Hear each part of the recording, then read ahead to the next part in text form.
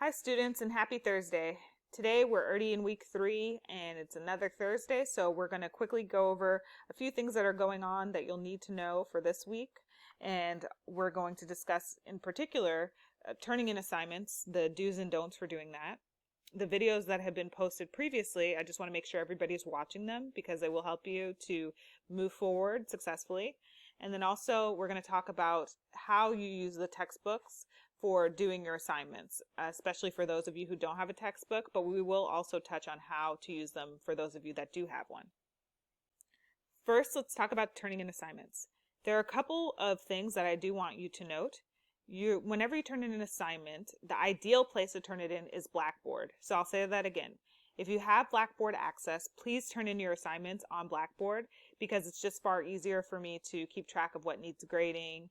And also there's a weird thing going on with the UDC email where a lot of things that are sent from non-UDC email addresses are put into spam. So I don't want to ever miss any of your assignments. So please make sure to put whatever you're sending to me directly on Blackboard if it's an assignment that's supposed to be graded. Having said that, if you do email me, there are a few rules, one of which is do your best to put a subject line. If you don't put a subject line in your email, it seems that it's far more likely for it to end up in the spam box. Another thing is when you're turning in your assignments, when you name the file or name the email, please make sure that you're putting some key information in so that it's easy for me to identify who wrote what and who did what work. In terms of the name on the email, you don't necessarily have to put your name on the email unless your name does not appear in your email address. So for example, if your email address is love2party@yahoo.com, that might not be so easy for me to be associating with who it is I'm dealing with. Whereas if your email address is frankie.jackson@aol.com, that would be easier for me to know who that is. On the assignments themselves and the file names themselves, I would like you somewhere on there to have your first and last name, the course number, which is IGED 110, and the type of assignment that it is you're turning in. So for example, if you're doing a journal and let's say it's a narrative journal, that would be great to put on there. If it's an outline, that would be great to put on there. And again, you want to put your name on there as well. This is less of a serious issue, but it's kind of just a personal thing. I would prefer if you do not use my legal first name just because it kind of is a pet peeve. It's like everybody in my family has that first name and well, not everybody, but a lot of people, and I just prefer to be called Frankie. So if you would just please put Frankie, if you are going to put my name somewhere in your documents or anything, please use Frankie Jackson, not Professor Francis Jackson. That just, ugh. It's like nails on a chalkboard. So thanks for your cooperation with that. Before moving on to this slide, actually, I do want to talk about what it looks like to do an assignment and turn it in a format that's easy for a teacher to keep track of. This doesn't just apply to my class. This applies to all of your classes. I would recommend doing this unless your teacher gives you other instructions. You'll just be making their life easier because anytime they download a file, they won't be trying to figure out whose document it is without opening it. They'll know who it is from. And they'll also know what class it belongs to. So let's take a look. I start writing my journal.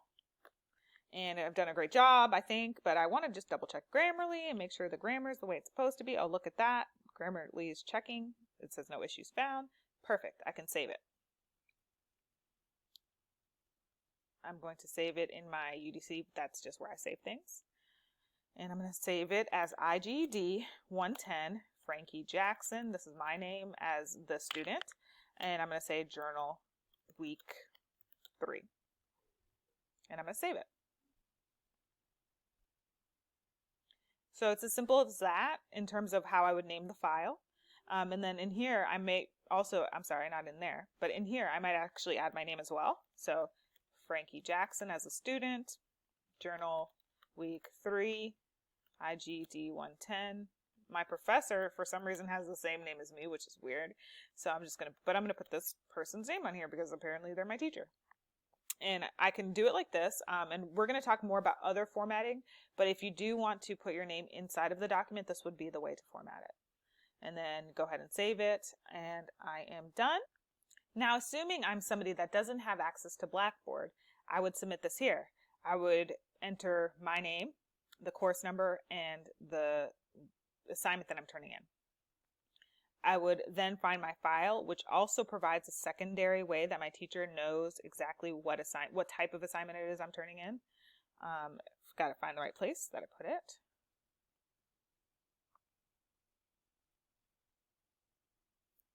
So I just go ahead and attach that document.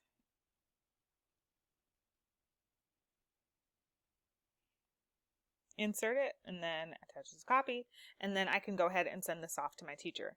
Now, these formatting rules for the naming of the document, this is something I would recommend even if you're turning something into Blackboard.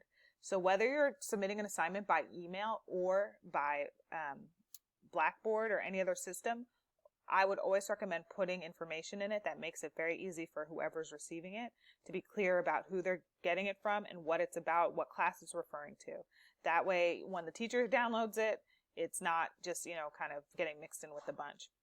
And notice here that I created a new email, so I didn't just respond to another email.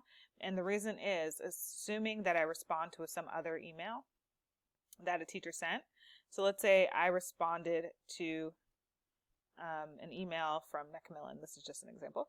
But assuming I just said reply here, and then I attach my document.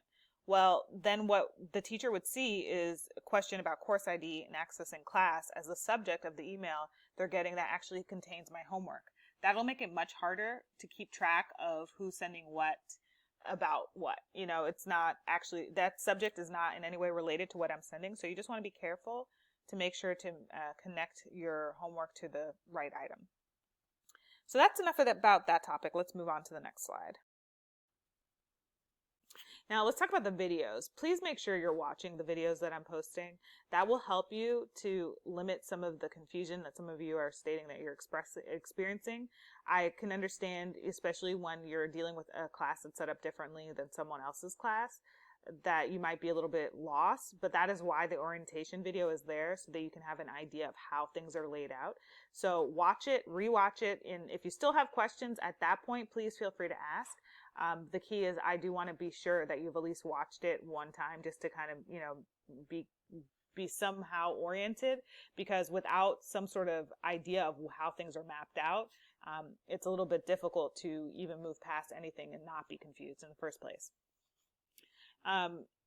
So beyond the orientation video, the other video I would like to make sure you did watch is the Thursday video, which is the midterm video. Both of those are found in the announcements, and then if you check your email, that have also been emailed out to you.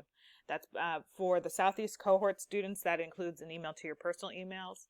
To the other students, to everybody though, it also went out to your UDC email, so please check both places. Now, let's talk about completing quizzes. There are 3 things to remember here. The materials for the quizzes can be found on Blackboard for those of you that don't have a book. I have uploaded that information, and we're going to talk about that. Another thing is you can use your textbooks for basically almost all of the quiz, and we're going to go over exactly how that works. And the questions, either way, are at the end of whatever it is you're reading.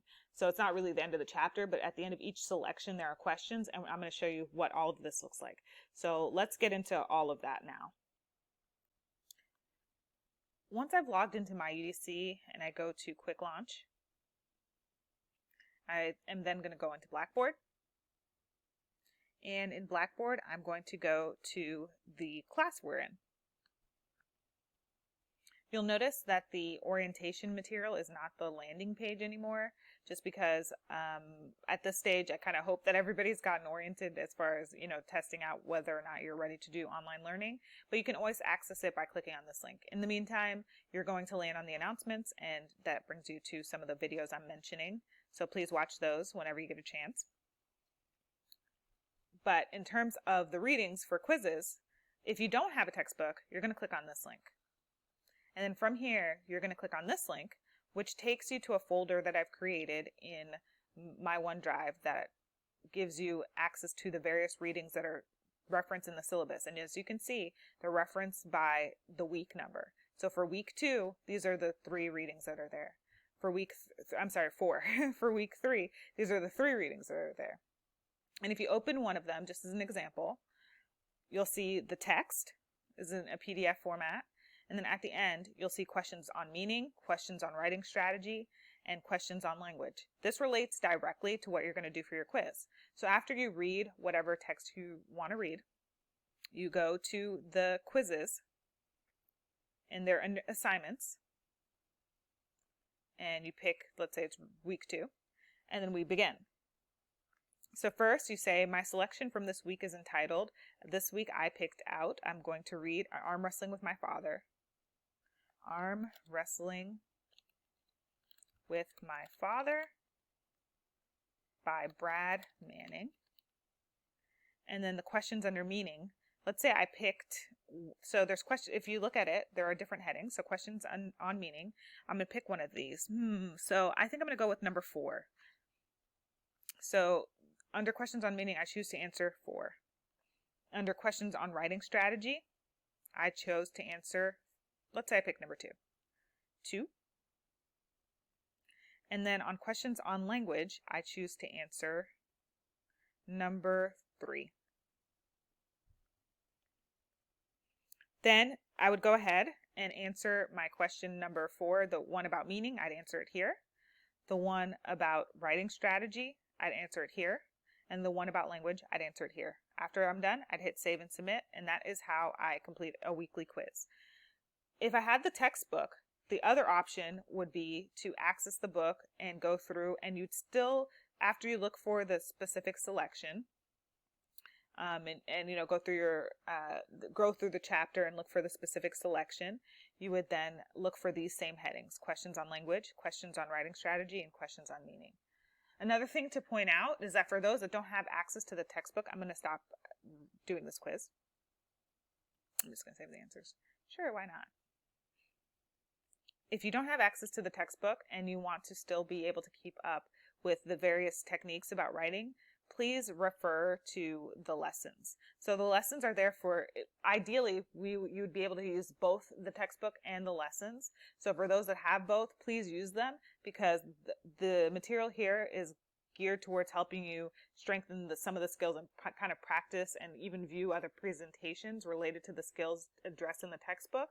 So please look at these if you have the textbook. And if you don't have the textbook, definitely look at these, because these will provide you with that extra support that you're not going to have from the course materials that we ideally should have.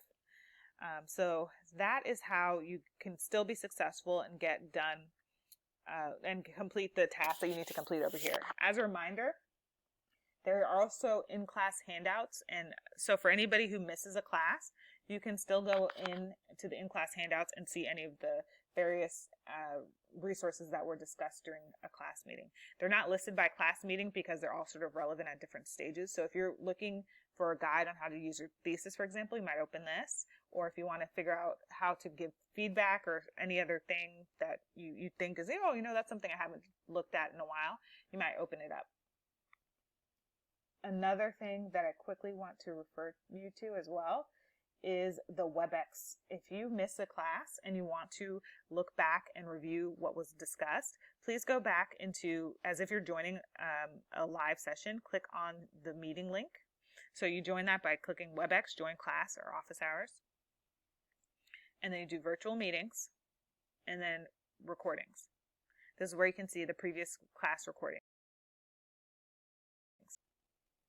Apart from that, I do also want to mention that there is an announcement about an extra credit assignment, or activity I should say, that's coming up this Saturday.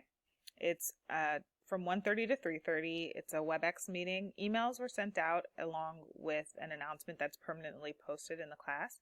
So I would recommend coming to it if you have questions about some of the things we'll be discussing, which are grammar pitfalls, proofreading and editing, following assignment instructions, online writing resources, and tutorials. It's just hopefully it will go smoothly, and it'll be something where you'll, pick up some tips and tricks that can get you through not just this course, but help you throughout your academic journey. And you can also get extra credit, which doesn't hurt. Another thing that I want to mention is that in addition to that extra credit, there are some other little areas where I've embedded some extra credit. So if you read certain things, you might find a little extra credit activity here or there. My goal in doing this is just to allow you to make sure that you're engaging with the course and really taking advantage, because some people might maybe be more inclined to dig through the course and look through what's here if they know that there's some extra credit material around. So I am not going to say where it is. I'm just going to tell you that it's there, and I would recommend doing it. So if you can do it, if you look through maybe some readings and quizzes or some other little lessons or anything else, you might see something that can give you some extra points and can help boost your grade. This concludes week 3's Thursday video. Thank you so much for watching. I look forward to seeing you this weekend, this Saturday, if you can make it. If not, I hope you have a fantastic weekend. Please feel free to ask any questions that you might have that come up about the assignments or about what you've seen in this video or any of the other ones. I definitely want to be an available resource to you in addition to what is in the classroom, so please use office hours as often as necessary, because the key is not for me to just be hanging out by myself. The key is for me to be able to give any guidance that I can to help you get through this course and be successful. So thank you so much for your time, and have a great rest of your evening. Bye!